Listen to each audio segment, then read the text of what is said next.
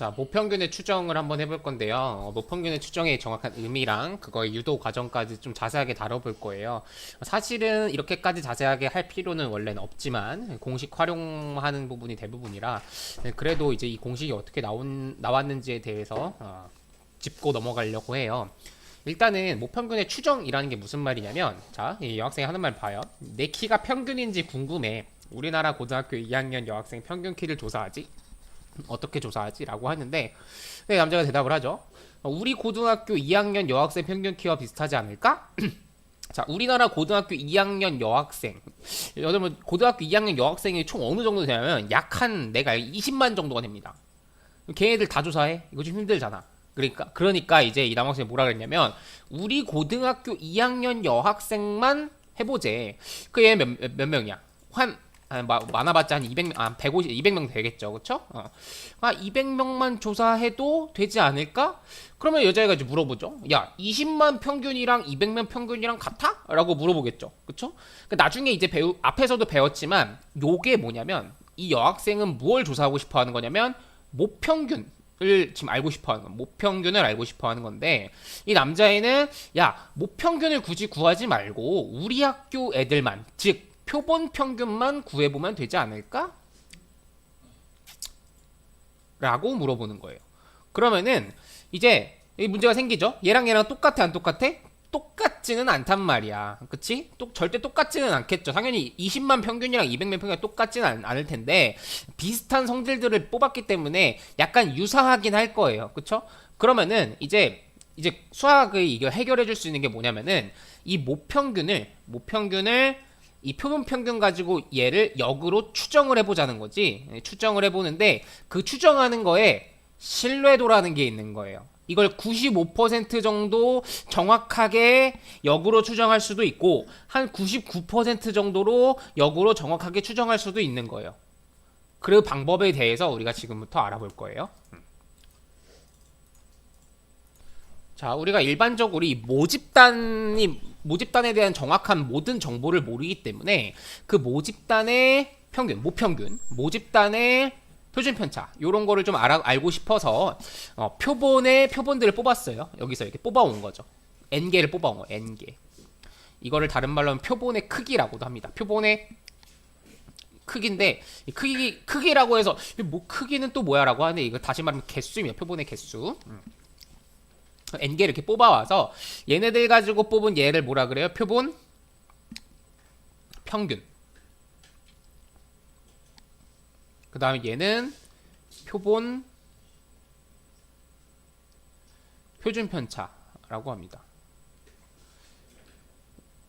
근데 이거는 이거보다 더 자세한 내용은 대학교 과정으로 가긴 가는데 지금은 모 표준 편차 있죠? 고등학교 과정에서는 이러지 않으면 오류가 생기기 때문에 모 표준 편차와 표본 표준 편차를 같게 취급합니다. 원래는 달라요. 원래는 다른데 같게 취급을 해줘야 됩니다. 그래야 고등학교에서 배우는 내용상에 오류가 없기 때문에 이 부분만 따로 예외적인 걸로 하나 알고 계세요. 어쨌든 그러면은 문제에서 내가 보면은 이 표본은 찾을 수가 있다고. 이게 아까 우리 고등학교만 찾으면 되지 않을까 했을 때 우리 고등학교만 얘는 전국에 있는 고등학교 모든 애들 우리 고등학교만 찾으면 그거 정도는 할 만하단 말이야. 얘랑 얘를 알 수 있어요. 그쵸? 지금 얘랑 얘를 알고 있다고 해보면 n개도 알겠죠? 우리 학교 애들이 몇 명인지 알고 있기 때문에 그치? 그럼 그렇게만 되면은 이 m이라는 애가 대충 어떤 애랑 어떤 애 사이에 있을 것이다. 대충 뭐 A와 B 사이에 있을 것이다 하고 이렇게 추정을 하는 거예요. 추측. 야, 대충 걔 여기랑 여기 사이쯤 있을 것 같은데 라고 추정을 하는 거죠. 추정. 그치? 그러면은 이 추정하는 방법이 무슨 방법이냐? 이제 우리가 이제 95% 혹은 99%로 추정을 할 수가 있는데 95%라는 확률로 추정을 한번 해보면 자, 이 추정을 할 때 또 이제 우리 앞에서 배운 개념이 하나 등장해요. x바라는 애가 어떠한 정규분포를 따를 때 정규분포가 x바는 m은 그대로 가고 그리고 분산은 개수로 나눠주죠, 그쵸? 표준 편차는 당연히 루트 n으로 나누는 거고. 그러면 이렇게 했을 때 이게 x 바가 이제 이런 식으로 정규분포를 따른다는 거잖아, 그치? 그러면 이게 95%로 추정을 한다는 게 무슨 말이냐면 우리는 이 95%에 해당하는 어떤 값이 표준 정규분포에서 요만큼이 95% 0.95죠. 0.95가 나오는 값을 우리는 이미 표에서 주죠. 문제에서도 주기 때문에 알고 있어요. 이 값이 1.96이라는 값입니다. 여러분이 이제 많이 보게 될 그 숫자인데 어쨌든 그러면 우리는 이 95%라는 거의 값이 z가 마이너스 1.96부터 1.96까지 그 확률이 95%라 0.95라는 걸 알 수 있어요.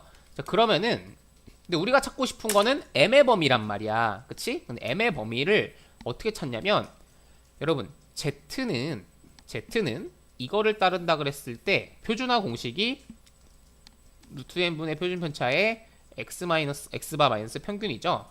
이거를 다시 이쪽에 갖다 넣어주면은 p 마이너스 1.96 루트 n분의 표준 편차 x바 마이너스 m 1.96 이게 0.95가 되죠. 그쵸? 그러면은 우리가 알고 싶은 건 뭐였냐면 95%로 m값을 추정해 보는 거였어요. m값이 어디랑 어디 사이에 있을지. 그치? 그러니까 여기서 루트 n분의 표준 편차를 양쪽에 갖다가 곱해주고 그리고 x바를 빼준 다음에 m을 더해줄게요. 자, 그럼 양쪽에 갖다 곱해주고 x바를 빼주면은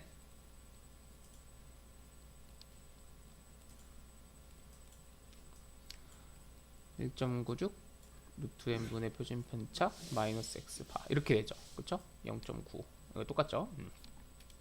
자 이제 그러면 여기서 이 마이너스 m이니까 m으로 바꿔주면은 양변에 마이너스씩 곱해주면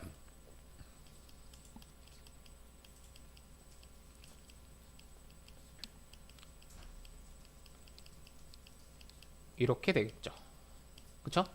요게 0.95. 그러니까 95%의 확률로 이 m이 어디 있을지 추정을 해보는 거죠. 그랬더니 그 m이 여기랑 여기 사이에 있을 것이다 하고 이렇게 추정을 하는 거예요. 그쵸? 그러면은 이제 요거를 무엇이라 하냐? 정확히 말하면은 이 범위를 모평균 m의 신뢰도 95%의 신뢰 구간이라고 합니다. 신뢰도 95%로 이 모평균이 어디 있을지 구간을 잡아보겠다. 이런 말이에요. 알겠죠? 그러면은 이제 예를 들어서 이게 99%로 바뀌면 자, 예를 들어 이게 99%로 바뀌잖아요. 이게 99%로 바뀌면 이게 2.58이라는 숫자로 바뀝니다. 2.58이라는 숫자.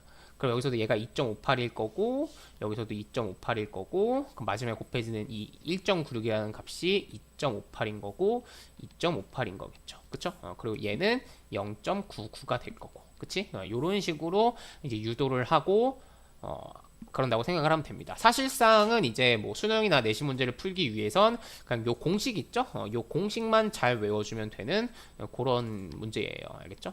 요거까지만 잘 정리해두면 될 것 같아요. 그 정도만 할게요. 여기까지만 할게요.